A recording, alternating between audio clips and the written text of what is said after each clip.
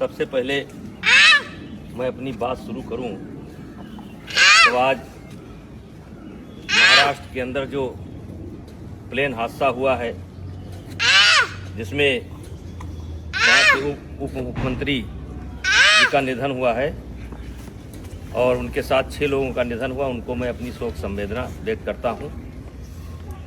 आज कई दिनों से यूजीसी पर एक विवाद हो रहा है और यूजीसी का विवाद यहाँ से शुरू होता है कि सरकार पढ़ने वाले बच्चों के बीच में जो सवर्ण बच्चों के द्वारा कभी कोई घटना घट जाती है उसको लेकर के दलित और ओबीसी बच्चों के संरक्षण के लिए एक कानून लेकर के आई है, जिसके कारण बड़ी भ्रामक स्थिति हो गई है और आज देश में बड़े पैमाने पर विरोध हो रहा है। ये मेरे सामने कुछ बच्चे हैं, इसमें हमारे भी बच्चे हैं और दलित समाज और पिछड़े समाज लगभग हर समाज के बच्चे हैं। ये रोज साथ में खेलते हैं। कितने दिन से तुम लोग साथ में खेल रहे हो? 5 साल से ये बच्चे डेली शाम को आते हैं और खेलते हैं। फिर इनको कोई नाश्ता पानी? हाँ, जैसे लड्डू मिठाई चाय आम मटर सीजनल, यानी जो घर पर रहता है वो ये लोग साथ में बैठ करके ये नाश्ता करते हैं। ये कोई कानून के तहत नहीं कर रहे हैं, ये कानून के बंदिश से नहीं खेल रहे हैं। ये हमारी सनातन की परंपरा रही है, हमारे नस नस में है। पंडित दीनदयाल जी ने कहा था कि जो नीचे हैं उनको ऊपर लाना है और यही हमारी सनातन परंपरा है, यही हमारी सवर्ण परंपरा है कि जो नीचे हैं उनके साथ भेदभाव ना करना, ऊपर लेकर के आना। इसका मिसाल ये किसी कानून के तहत नहीं हो रहा है।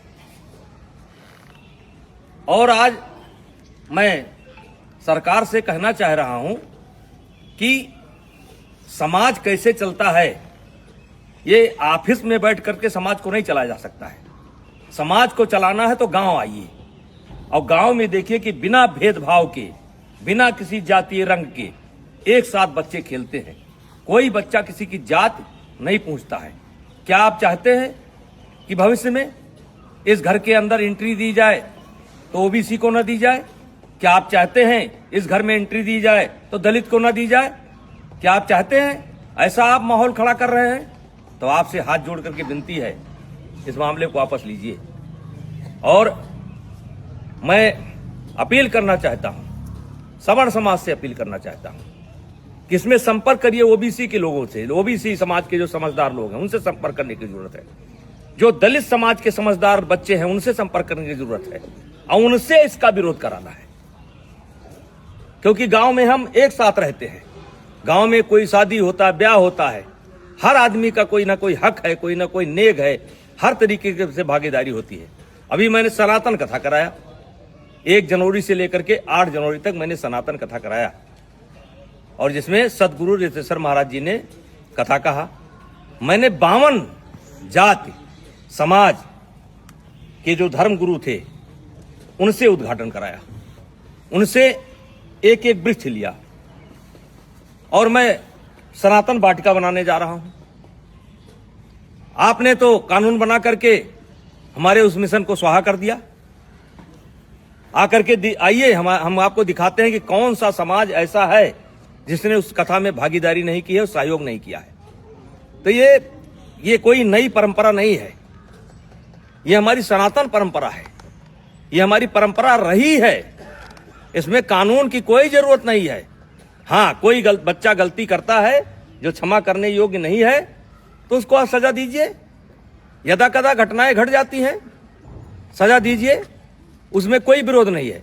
लेकिन ये जो कानून है ये समाज में टकराव पैदा करेगा और इसीलिए आज कई दिन से मेरे ऊपर दबाव पड़ रहा था, बोलो बोलो बोलो। हमने कहा हम गांव में जाकर के बोलेंगे। ये बच्चों को मैंने जानबूझ करके इकट्ठा नहीं किया है, इसमें हर जात समाज के बच्चे हैं और एक रोज की बात नहीं, रोज खेलते हैं। और ऐसा केवल यही नहीं है, हर गांव में है। हर गांव में कोई क्रिकेट खेल रहा है, कोई कबड्डी खेल रहा है, कोई खो खो खेल रहा है, एक साथ पढ़ते हैं। वैसे भी इसके पहले आपने कानून बनाए, दलितों के ऊपर अत्याचार ना हो इसके लिए कानून बनाए। क्या दलितों के ऊपर अत्याचार रुक गया? महिलाओं के साथ अत्याचार ना हो उसके लिए कानून बनाए आप, क्या वो रुक गया? दहेज के नाम पर कानून बनाए आप, क्या वो रुक गया? रुका नहीं, दुरुपयोग ज्यादा होता है। जहां ऐसे कानूनों की समीक्षा की बात होनी चाहिए, अब पता नहीं किस मंशा से अधिकारी बैठ करके ऑफिसों में निर्णय ले लेते हैं। अब वो चाहते हैं कि ये बच्चे अगर दोस्ती करें तो जात देख करके करें, वर्ग देख करके करें। तो मैं इस कानून के पूर्णतः विरोध में हूं। अगर जरूरत पड़ेगी तो आंदोलन होगा, लेकिन आंदोलन में केवल क्षत्रिय नहीं होंगे, सनातन धर्म के मानने वाले सब होंगे, दलित भी होंगे, पिछड़े भी होंगे। ऐसे कानून की जरूरत नहीं है जो कानून हमको बांटता हो। ऐसे कानून की जरूरत नहीं है। तो कृपया हाथ जोड़ करके विनती है, मैं बहुत छोटा आदमी हूं, मैं जानता हूं कि इसका असर पता नहीं आप पर पड़े कि ना पड़े, लेकिन ये गांव ऐसे नहीं चलता है। अगर इस लोकतंत्र को जिंदा रहना है तो गांव में क्या हो रहा है इसको देखना पड़ेगा। ऑफिस में बैठ करके आप गांव को नहीं दे सकते। तो कृपया यह बंद करिए। सवर्णों के बीच में झगड़ा होता है, ब्राह्मणों ठाकुरों के बीच में भी झगड़ा होता है, दलितों के बीच में झगड़ा होता है। कहां तक आप कानून बनाएंगे? तो भाईचारा स्थापित करिए। और ये जो कानून है ये समाज को फाड़ फाड़ कर देगा, और इससे आने वाले समय में देश का बहुत नुकसान होगा, राष्ट्र का बहुत नुकसान होगा, समाज बढ़ जाएगा। कृपया हाथ जोड़ करके विनती है, ऐसे कानून न लावें। कहने को तो बहुत कुछ इच्छा है, बोला जा सकता है, लेकिन बोलने की कोई आवश्यकता नहीं है। इस कानून से ये बच्चे बढ़ जाएंगे, ये जात देख करके दोस्ती करेंगे। कितने साल से आते हो तुम लोग? 5 साल से आते हो। और कुछ नाश्ता पानी मिलता है? हैं? खेलते हो?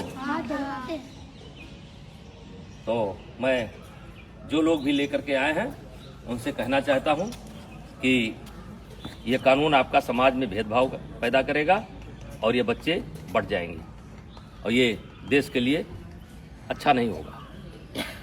और मैं इस कानून में, वैसे मैं एबीपी का बयान देख रहा था, संतुलन की बात की गई है। इस कानून में संतुलन नहीं है।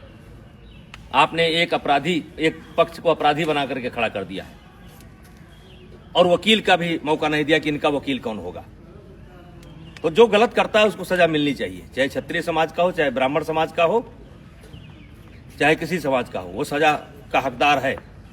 उसका कोई समर्थन नहीं करेगा, हमारा कोई समाज समर्थन नहीं करेगा। लेकिन आप ये बच्चों में भेदभाव मत पैदा करिए, स्कूलों में भेदभाव मत पैदा करिए। और मैं फिर अपील करना चाहता हूं दलित समाज के बच्चों को, जो पढ़े लिखे बच्चे हैं उनको अपील करना चाहता हूं, ओबीसी समाज के बच्चों को अपील करना चाहता हूं। ये देश हम सबका है, और इस देश में सौहार्द बनाए रखना हम सबकी जिम्मेदारी है। तो कृपया ऐसे कानून का समर्थन न करें। धन्यवाद।